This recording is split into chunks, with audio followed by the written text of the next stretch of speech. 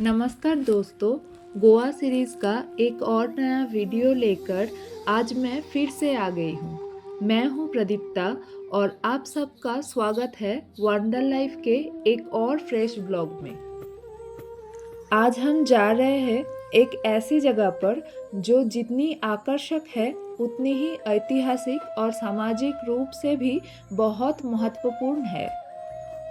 आप लोग टाइटल देखकर समझ ही गए होंगे, फिर भी मैं बता देती हूँ। आज हम जा रहे हैं सैलुलम डैम।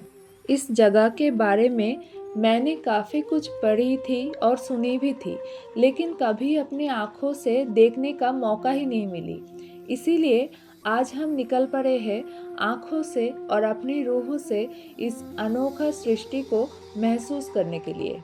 सैलुलम डैम सेंगुएम शहर से लगभग 5 किलोमीटर दूर गुलेली नदी पर स्थित है, जो कि जुआरी नदी का एक ट्रिब्यूटरी यानी मूल नदी का एक छोर है।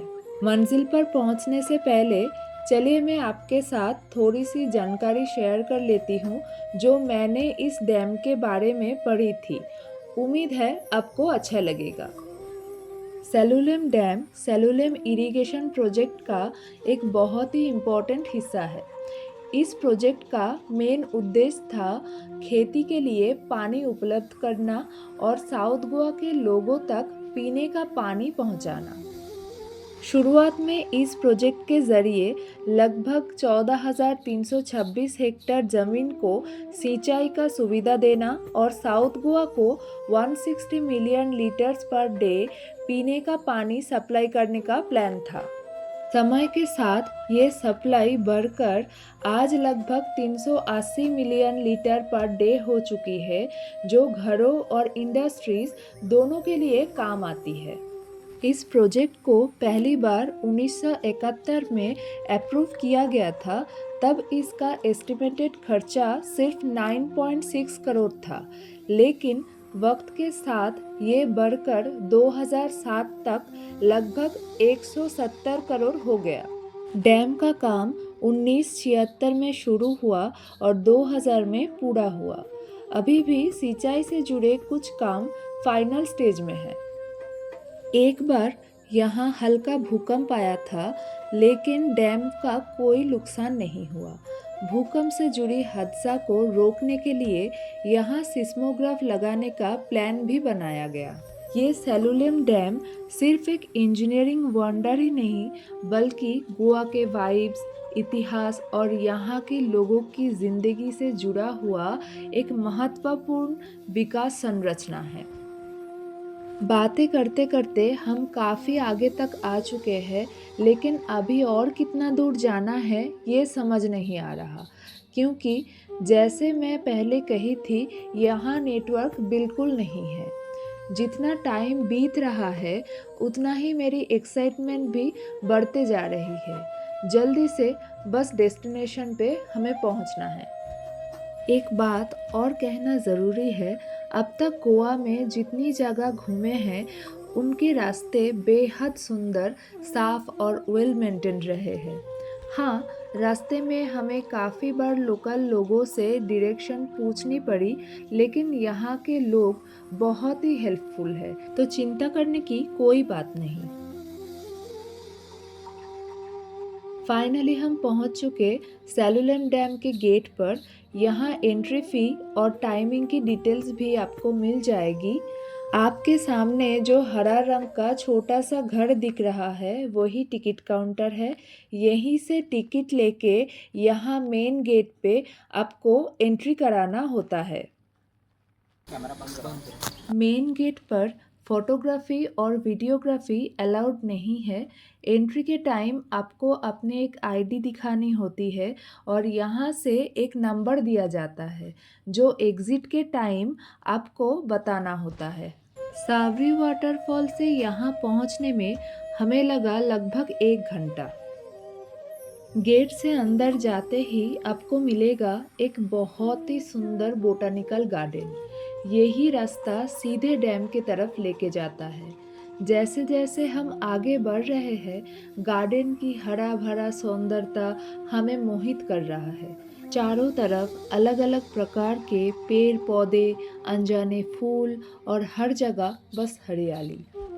जो लोग फोटोग्राफी पसंद करते हैं उनके लिए ये जगह बिल्कुल परफेक्ट है, क्योंकि यहाँ हर एंगल से आपको पैनोरामिक और सीनिक व्यूज मिलते हैं।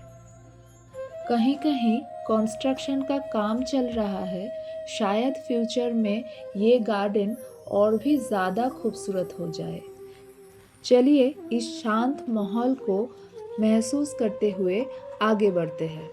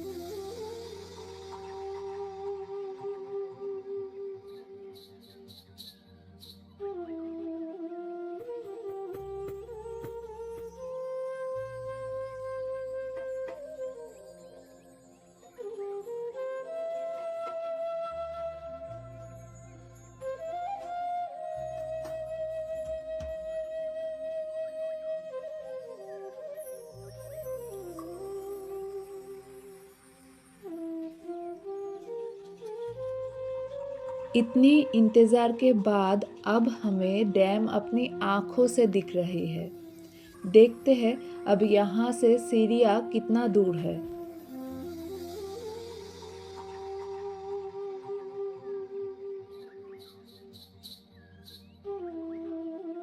हम गेट तक आ गए हैं और यहीं से सीढ़ियाँ चढ़कर ऊपर जाना होगा। सच कहूँ तो इतनी सारी सीढ़ियाँ देखकर थोड़ा डर लगता है, लेकिन एक्साइटमेंट इतना ज़्यादा है कि अब यहाँ तक आके रुक नहीं सकती। एक और इम्पॉर्टेंट जानकारी, ये डैम मिट्टी और पत्थर के मिश्रण से बना हुआ है। इसका हाइट लगभग 42.7 मीटर है और रिजर्वर का एरिया करीब 24 स्क्वायर किलोमीटर में फैला हुआ है। सोचिए कितना विशाल डैम है ये। फाइनली हम डैम के ऊपर पहुंच चुके हैं। यहाँ से आप सेलुलेम डैम का 360 डिग्री पैनोरामिक व्यू देख सकते हैं। चारों तरफ घना हरा भरा प्रकृति से घिरे हुए ये जगह, यहाँ इतनी शांति है कि अपने आप ही एक रिलैक्सिंग और रिफ्रेशिंग वाइब महसूस होती है। और ये है इस डैम की सबसे यूनिक और अट्रैक्टिव चीज़, डकबिल स्पिलवे। डक के होंठ जैसे शेप का ये स्पेशल आर्किटेक्चर कम जगह में ज़्यादा पानी निकलने में मदद करता है। जब डैम में पानी ज़्यादा बढ़ जाता है तब इसी स्पिलवे के ज़रिए एक्सेस वाटर बाहर निकलता है। बड़ी से बड़ी बाढ़ के दौरान भी ये स्पिलवे 1450 क्यूबिक मीटर पर सेकेंड तक पानी डिस्चार्ज कर सकता है। इस जायंट व्हर्लपूल को देखकर ऐसा लगता है जैसे पानी के नीचे कोई राक्षस बैठा हो, जो अपने बड़े से मुंह खोलकर पूरा पानी अपने तरफ खींच रहा हो। मॉनसून के टाइम जब पानी का लेवल काफ़ी बढ़ जाता है तब इस स्पिलवे का पूरा रूप दिखाई देता है और सच में वो नज़ारा ब्रेथ टेकिंग होता है। सेलुलम डैम गोवा के सबसे बड़ा वाटर स्टोरेज कैपेसिटी वाला डैम है और इसका टोटल स्टोरेज कैपेसिटी है लगभग 234 मिलियन क्यूबिक मीटर। चारों तरफ की प्राकृतिक खूबसूरती और ये अद्भुत इंजीनियरिंग सब मिलकर लगता है जैसे प्रकृति और इंसान की मेहनत का एक खूबसूरत संगम हो। शाम होते ही डैम को रंग बिरंगी लाइट से बेहद खूबसूरती से सजा दिया जाता है, लेकिन अब बारिश फिर से शुरू हो गई है, इसीलिए हम और यहाँ रुक नहीं सकते। थोड़ी देर पहले यहाँ तेज़ बारिश हो चुकी है और अभी भी पहाड़ों के ऊपर बादल जमा हुआ दिख रहे हैं, यानी बारिश के चांसेस अभी भी है। इसीलिए हम जल्द से जल्द होटल वापस जाने का सोच रहे हैं। लेकिन रास्ते में कुछ जगह हमें इतनी खूबसूरत दिखी कि हम रुकने पर मजबूर हो गए। और इस खूबसूरत नज़ारे के साथ आज का व्लॉग यही ख़त्म करते हैं। फिर मिलेंगे नेक्स्ट वीक एक और न्यू वीडियो के साथ। तब तक के लिए take care and keep exploring.